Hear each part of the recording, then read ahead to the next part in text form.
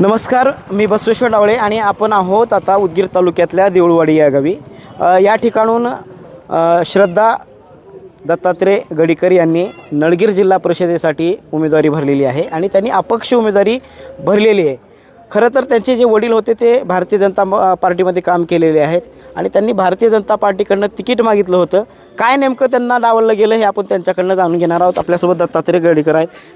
काय सांगाल सर? नमस्कार. मला भारतीय जनता पार्टीचा मी सुरुवातीपासून कार्यकर्ता आहे आणि ज्यावेळी आता हे चान्स आला की बाबा अनुसूचित जाती महिला नळगीर आरक्षित झाल्यानंतर मी वेळोवेळी पक्षश्रेष्ठींशी मी संपर्क केला, त्यांच्याशी बोललो. त्यांनी सगळ्यांनी मला आश्वासित केलं की बाबा तुम्ही फॉर्म भरा. कुणाचा भरता? माझ्या मुलीचा भरतो. वेल एज्युकेटेड माझी मुलगी आहे, बी फार्मसी आहे. असा कॅन्डिडेट तुम्हाला सांगतो नळगीरमध्ये कुठेही नाही. आणि मी भरलो असताना ऐनवेळी काय काय झालं काय, आता मला त्याच्या बाबतीत काही जास्त म्हणायचं नाही, पण मला 100% डावलून त्यांनी माझ्यावर अन्याय केलेला आहे. नेमका काय अन्याय केला आहे? अन्याय म्हणजे मला तिकीट मिळायला पाहिजे होतं. मी सक्षम उमेदवार होतो, माझी मुलगी उमेदवार होती. अनुसूचित जाती महिलामध्ये आम्ही एक सक्षम होतो. आमचा एक हक्क होता, संवैधानिक आम्हाला मिळालेलं आरक्षण होतं. या ठिकाणी एक एलिजिबल म्हणण्यापेक्षा जे योग्य उमेदवार आहे तशी निवड करायला पाहिजे होतं, पण ते केले गेलेले नाही. परंतु जर केली नसली तरी निवडणुकीच्या रिंगणात आम्ही तरीही तयार आहोत. आणि भारतीय जनता पार्टी या पक्षावर आम्ही नाराज नसून काही करणारे जे मोजके कार्यकर्ते आहेत, नेते, त्यांच्यावर नाराज आहे. जनतेच्या कोर्टामध्ये मला 100% न्याय मिळेल या भूमिकेतून मी आज आहे. बरं, तुम्ही तिकिटासाठी कोणाकडे मागणी केली होती? बसवराज पाटील मुरुमकर त्यांच्याकडे माझा अर्ज आहे, तुम्हाला मी दाखवला आत्ता. तुम्ही पाहू शकता. 1 तारखेला 1/12/2025 अर्ज मी पाटलासोबत केला. त्यावेळी त्यांनी सांगितलं की बाबा तुम्ही प्रस्ताव तयार करा आणि तुम्ही तयारीला लागा. हे पहा तुम्ही, बसवराज पाटलाचा अर्ज माझ्याकडे आहे का नाही बघा. आणि ते तेव्हा नगर परिषद उमरगा या निवडणुकीसाठी तिथे धावपळीत होते. त्यांनी मला आश्वासन दिलं, जिल्हाध्यक्षावर विश्वास केला मी. त्याच्यानंतर धर्मपाल दादांनी मला आश्वासित केलं की तुम्ही फॉर्म भरा. आमच्यासारख्या सामान्य कार्यकर्त्याचा बळी गेला, आमच्यावर अन्याय झालाय. बोला पुढचं काय आता कशा पद्धतीनं निवडणूक लढवणार? नाही, संविधानिक आम्हाला अधिकार आहे, पक्ष नसेल तर अपक्ष म्हणून. आणि जनता आमच्या पाठीशी आहे. भारतीय जनता पार्टीचा मी कार्यकर्ता आहे. मी प्रत्येक गावातल्या कार्यकर्त्याशी चर्चा केली.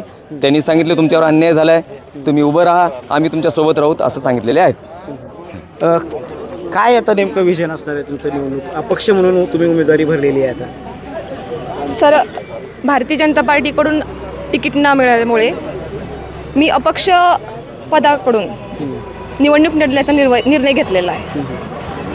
पक्ष म्हणून निवडणूक लढवत नाही आहे. या जनतेच्या तळमळीसाठी, जनतेच्या विकासासाठी, या गोरगरीब जनतेसाठी, शेतकऱ्यांसाठी, मायबहिणींसाठी मी निवडणूक लढवण्यासाठी सक्षम आहे सर.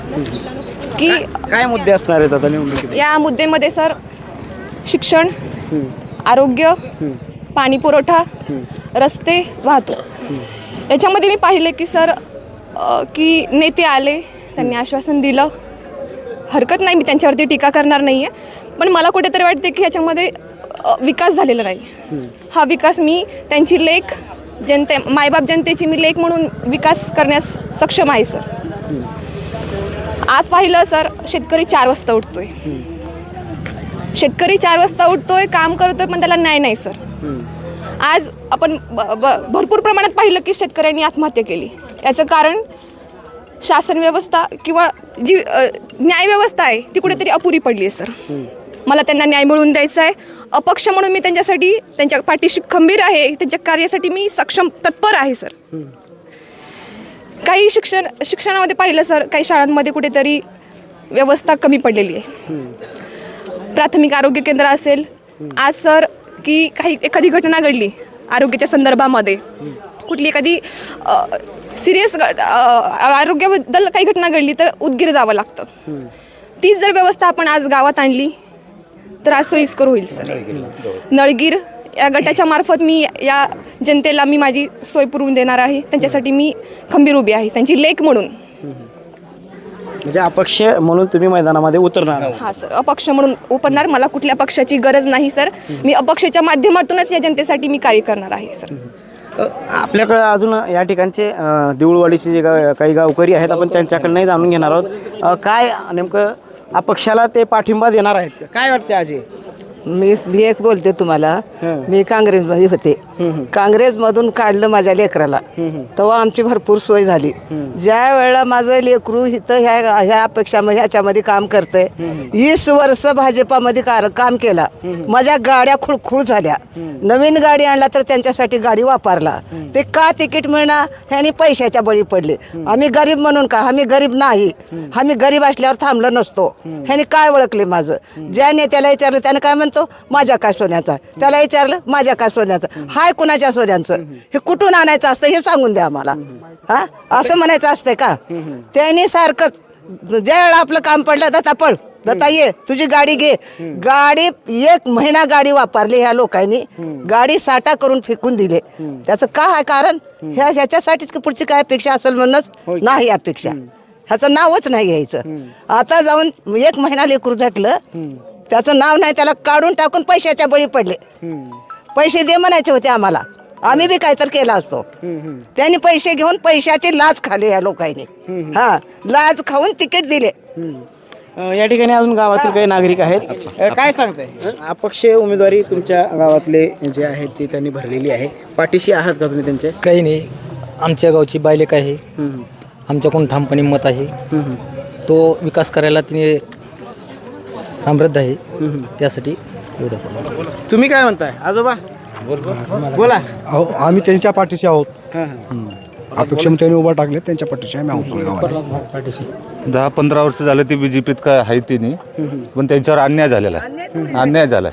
ते आपल्या गावचीच आहे, बायलिक आमची पोरगीच आहे ते, पण अन्याय झाला याच्यावर. त्याला तिकीट नाही दिली. तुम्ही ठामपणे पाठीशी हा, आहात. त्याच्या पाठीमागे ठामपणे प्रचारासाठी सुद्धा पायी पायी आम्ही त्याच्या पायी हिंडणार आहे. त्याच्या पाठीशीच आहे. सर नमस्कार. माझं या पक्षाशी देणं घेणं नाही सर.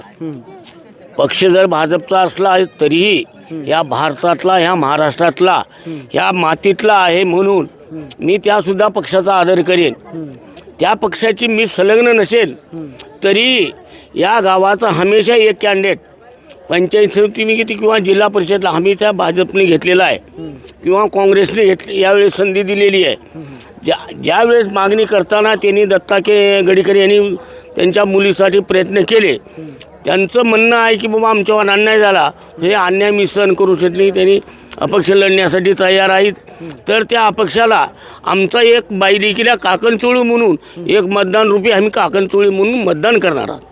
एकंदरीत जर बघितलं गेलं तर जे देऊळवाडीची जे काही नागरिक आहेत, बोला. काय आमच्या गावाला तर आम्ही करणार बाकी काय. म्हणजे बायलेक म्हणून तुम्ही मतदान बस करणार. बस बाकीचं काय आमचं. दत्ता गडीकर मी सोबत आहे, त्यासोबत माझी गाडी फ्री आहे. मी दत्ता गडीसाठी गाडी मी फिटवणार आहे परिसरासाठी. ऐकून घ्या. हा, पुरा गावचे लोक आमच्या गाडीत बसतील, कोणी येतील, कोणी कशा येतील, पण ह्या निवडून आम्हाला आणायचं आहे. एकंदरीत जर पाहिलं गेलं तर भारतीय जनता पार्टीनं तिकीट दावलं, मात्र देऊळवाडीचे जे गावकरी आहेत ते आपली गावची बायलेक म्हणून त्या बायलेकीला मतदान स्वरूपी आशीर्वाद देण्यासाठी आणि काकणचोळीचा आहेर म्हणून ते मतदान करणार आहेत, असं या गावकऱ्यांनी ठाम म्हणलेलं आहे. मी बसवेश्वर डावळे, देऊळवाडी, उदगीर.